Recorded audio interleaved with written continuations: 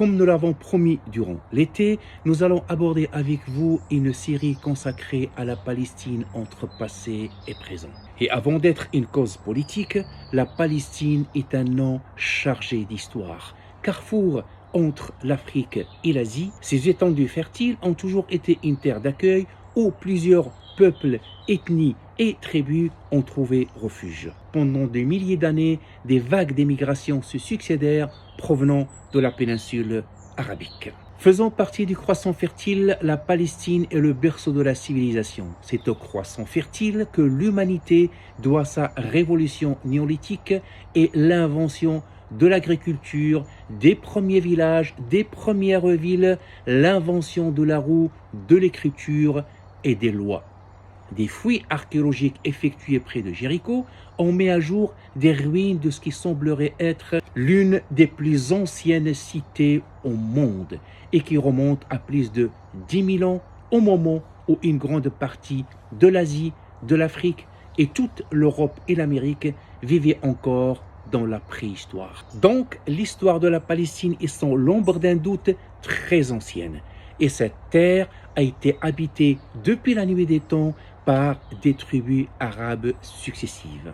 La dernière en date, les Cananéens. Vers 3000 avant Jésus-Christ, c'est-à-dire il y a 5000 ans, les Cananéens, tribus arabes quittant le désert à la recherche de terres moins hostiles, trouvent en la Palestine une terre accueillante et fertile. Ils y construisent une civilisation très avancée.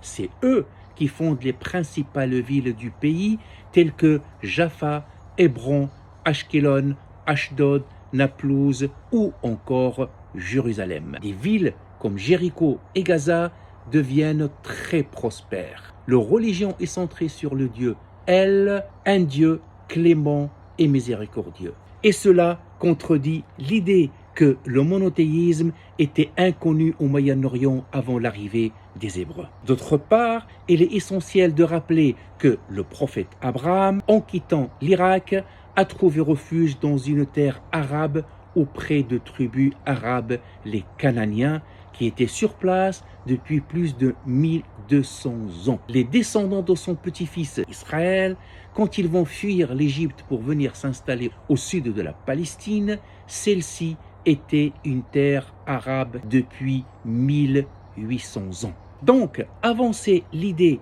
que les Israéliens de retour en Palestine ne font que récupérer la terre de leurs ancêtres est une idée que l'histoire contredit totalement. Dans le prochain épisode, nous aborderons l'arrivée des Philistins et des Hébreux. À très bientôt.